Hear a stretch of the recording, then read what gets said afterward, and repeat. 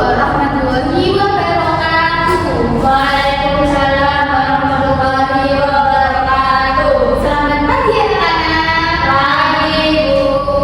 Bagaimana kabar kalian hari ini? Baik. Tadi sebelum berangkat sekolah udah sarapan kalian? Sudah. Berarti semangat ya buat belajar. Semangat Bu. Oke, sebelum kita memulai pembelajaran pada pagi hari ini, alangkah baiknya kita berdoa bersama-sama agar pembelajaran hari ini bisa berjalan dengan lancar. Berdoa dimulai. Berdoa selesai. Oke, sebelum kita mulai pembelajaran, ibu absensi terlebih dahulu ya. Kalau bisa masuk bilang hadir gitu ya. Aini, Nurul, hadir. Lia, hadir. Oke, berarti ini masuk semua ya. Oke. Anak-anak, agar pembelajaran kali ini lebih semangat lagi, agar kalian memulai pembelajaran kali ini itu lebih wow, aku mau belajar. Kita melakukan ice breathing dulu ya. Kalian mau? Mau. Oke. Kita ice breathing lagu dimensi profil pelajar Pancasila. Kalian tahu? Tahu. Oke, berarti bentar ya.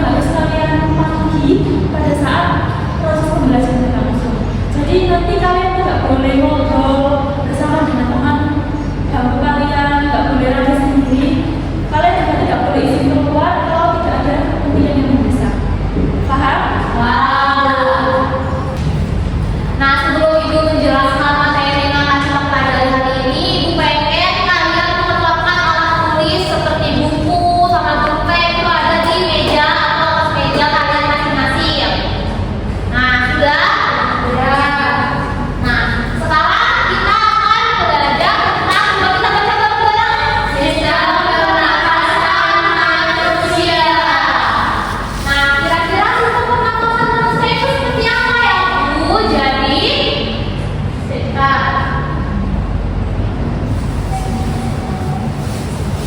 Nah, sistem pernapasan itu adalah sistem yang berfungsi untuk menghirup oksigen dari udara, lalu mengeluarkan karbon dioksida. Jadi waktu kita bernapas itu kita menghirup oksigen dari udara, terus waktu kita menghembuskan nafas itu mengeluarkan karbon dioksida. Nah, kira-kira apa saja organ-organ pernapasan pada manusia? Di sini sudah Ibu paparkan ya organ-organ pernapasan manusia.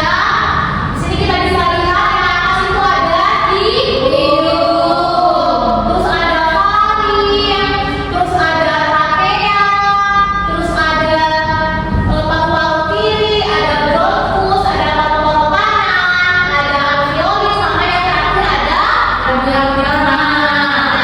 Setiap organ-organ pernapasan ini mempunyai fungsinya masing-masing. Kita lihat. Ini gambar apa? Hidung. Nah, hidung ini tuh berfungsi sebagai pintu masuk dan pintu keluar udara yang diperlukan oleh sistem pernapasan kita. Seperti yang sudah Ibu jelaskan tadi, kita kan bernapas menggunakan apa? Hidung. Coba kita hidung masing-masing. Nah, kita menggunakan hidung kan. Waktu kita menghirup udara itu oksigen masuk. Oksigen dari udara masuk ke hidung kita, terus kita mengeluarkan karbon dioksida. Nah, di dalam hidung kita ini kan ada rambut-rambut halus. Ya. Itu tuh berfungsi untuk menyaring kotoran agar tidak masuk ke dalam tubuh kita. Tuh. Terus di sini ada apa? Coba faring. Faring merupakan bagian dari tenggorokan yang terletak di belakang hidung dan mulut. Faring berfungsi sebagai jalur penghubung untuk udara dari hidung menuju paru-paru dan makanan dari mulut menuju lambung. Jadi faring ini tuh berfungsi sebagai jalur apa tadi? Jalur coba baca. Penghubung udara dari hidung menuju paru-paru. Ya, jalur penghubung untuk udara dari hidung itu menuju ke paru-paru. Terus ada lagi ini trakea juga bisa seperti ini. Nah, trakea atau disebut juga batang tenggorokan adalah saluran pernapasan yang berfungsi sebagai jalur keluar dan masuknya udara yang kita hirup melalui hidung atau mulut menuju paru-paru. Jadi trakea ini berfungsi sebagai keluar masuknya udara yang kita hirup dari hidung ini menuju ke paru-paru.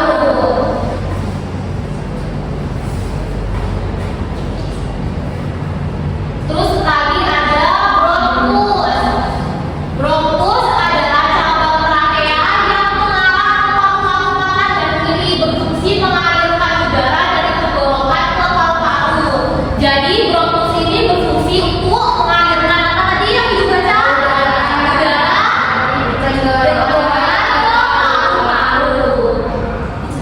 Nah, di dalam bronkus ini ada rambut-rambut kecil dan lendir. Tugasnya itu untuk menangkap debu, kotoran atau benda asing itu agar tidak masuk ke dalam tubuh. Jadi misalkan ada udara atau kotoran yang masuk itu nanti bakal digoreng. Nah, biasanya kalau bisa seperti misal kita batuk, nah itu artinya tubuh kita menolak hal tersebut. Jadi kita batuk gitu. Terus ada lagi. Coba baca ini apa? Paru-paru. Manusia itu punya berapa paru-paru? Dua. Nah, paru-paru adalah organ utama dalam sistem pernapasan manusia yang berfungsi untuk mengubah oksigen yang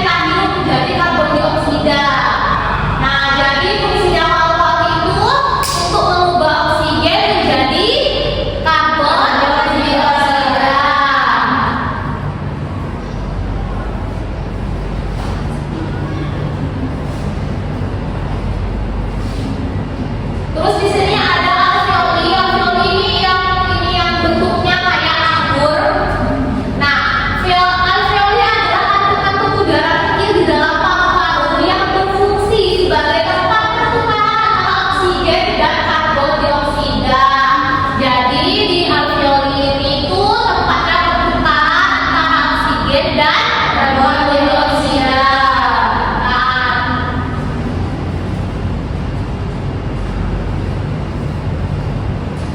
Terus yang terakhir ada diafragma. Diafragma adalah otot yang terletak di bawah paru-paru. Diafragma ini berfungsi untuk membantu kita dalam menghirup dan menghembuskan nafas. Nah, diafragma ini berfungsi untuk membantu kita dalam menghirup dan menghembuskan nafas. Jadi kalau misalkan di diafragma ini mengalami kontraksi yang tiba-tiba, maka itu bisa menyebabkan kita ketukan. Ada yang ketukan di sini? Nah,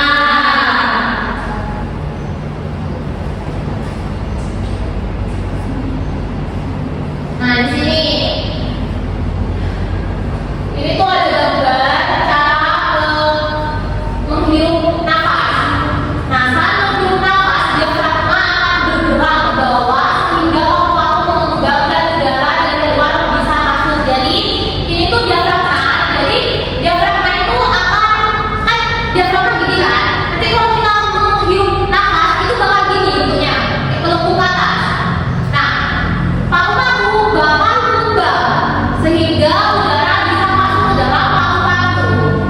Nah, kalau menghembuskan nafas, diafragma akan bergerak ke bagian bawah sehingga paru-paru mengembang dan oh ini ya. Saat menghembuskan nafas, diafragma akan melengkung dan bergerak ke bagian atas sehingga udara di dalam paru-paru keluar. Nah, jadi waktu kita menghembuskan nafas, diafragma ini akan melengkung dan paru-paru itu akan mengerucut kayak melempis gitu paru-paru. Itu artinya kita menghembuskan nafas.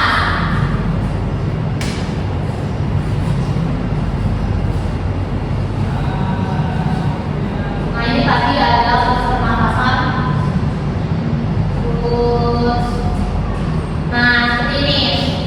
Ini seperti yang dijelaskan tadi ya, menghirup nafas itu diafragma kontraksi dan paru-paru mengembang sehingga udara masuk melalui hidung menuju paru-paru. Jadi di situ dia tanda-tandanya waktu diafragma ini kan menghirup kan, waktu diafragma kayak ke bawah gitu, itu menghirup. Terus paru-paru itu mengembang. Waktu kita menghirup nafas, paru-paru itu mengembang sehingga udara itu masuk ke dalam tubuh. Nah, kalau pertukaran oksigen dan karbon dioksida terjadi di alveoli. Nah, jadi oksigen itu masuk dari luar, ditukar dengan karbon dioksida. Karbon dioksida itu dari darah, aliran darah. Jadi waktu oksigen masuk, karbon dioksida itu keluar. Terus menghembuskan nafas seperti yang Ibu jelaskan tadi, waktu kita bernafas, diafragma itu akan melengkung ke atas, terus paru-paru kita akan menepis sehingga udara itu keluar dari pernapasan itu.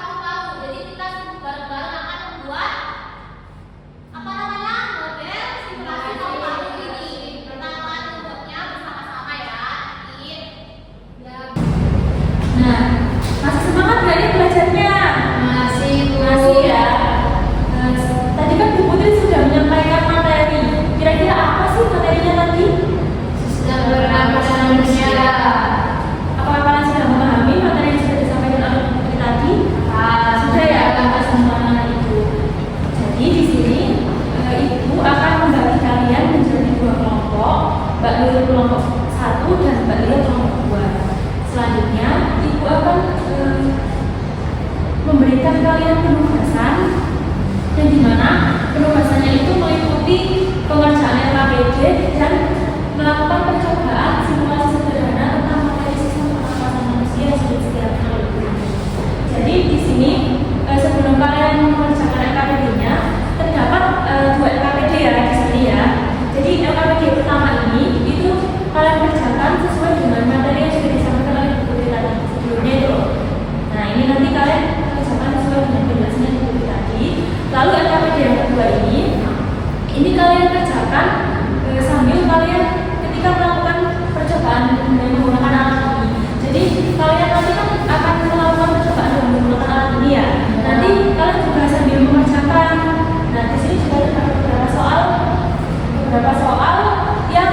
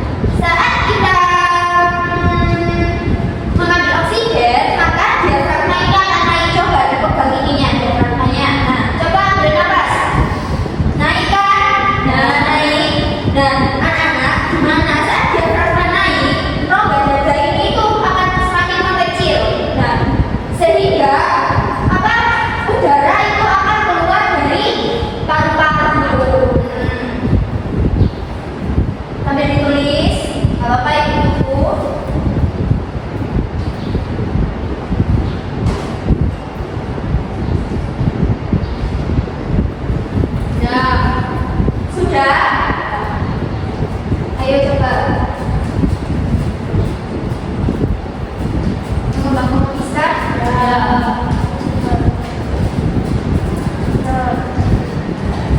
Oke, setelah kalian mengerjakan LKPD dan media pembelajaran, saatnya kalian untuk maju ke depan mempresentasikan hasil kalian. Tunjukkan media pembelajaran yang sudah kalian buat, lalu jelaskan apa yang kalian amati selama proses pembelajaran. Untuk kelompok yang lainnya, kalian mendengarkan apabila ada yang kurang jelas dari kelompok penyaji bisa dipertanyakan. Baik, untuk kelompok satu bisa maju ke depan mempresentasikan.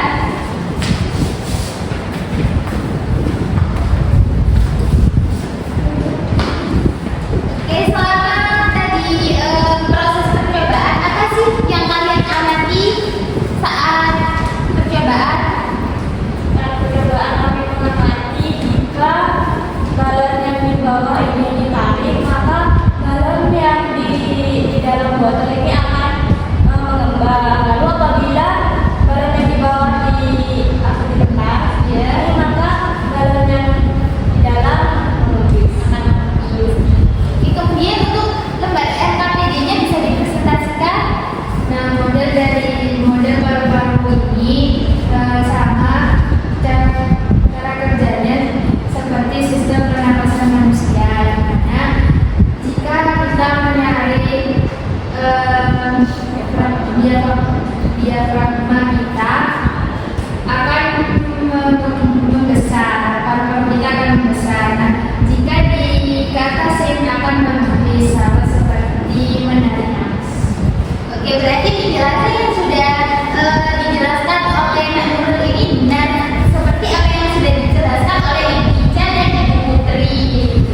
Baik, apabila ada yang kurang jelas untuk kelompok penyaji bisa dipertanyakan. Berarti sudah jelas ya, ada yang mau ditanyakan. Oke, beri apresiasi untuk kelompok penyaji. Silakan duduk. Baik, karena semua kelompok sudah bermaju semua dan hasil pekerjaan kalian, apa yang kalian paparkan sudah bagus semua. Ibu ingin kalian memberi apresiasi untuk pendidikan pendidikan. Sekarang kita masuk ke bagian refleksi. Ibu ingin kalian merefleksikan kembali pembelajaran hari ini. Apa saja sih organ-organ pernapasan itu? Hidung, ya, kemudian trachea, Terus alveoli, paru-paru, sama diafragma. ya, apa sih fungsi dari organ pernapasan itu?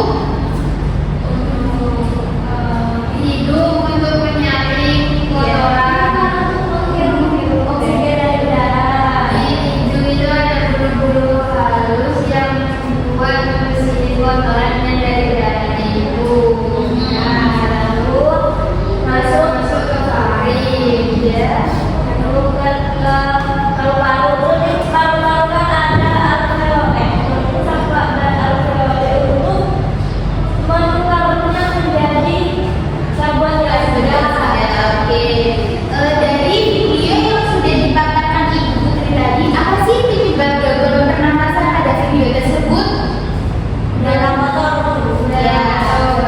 Ya, berarti kalian sudah paham ya tentang pernapasan, apa itu pernapasan, apa saluran pernapasan. Sudah ya, oke, baik. Nah, setelah pembelajaran hari ini, tadi kalian sudah menyimak materi yang sudah Ibu jelaskan, terus kalian mengerjakan LKPD juga, kalian juga membuat ini ya kan? Media sistem pernapasan ini. Nah, sekarang Ibu pengen kita kalian buat apa ya? Menyebutkan lagi organ-organ pernapasan yang sudah Ibu jelaskan tadi di awal. Ayo sampai ingat. Coba kamu lihat. Hidung, faring, trachea, bronkus, alveoli, paru-paru, sama diafragma. Nah, pinter. Terus proses menghirup udara itu gimana prosesnya? Ada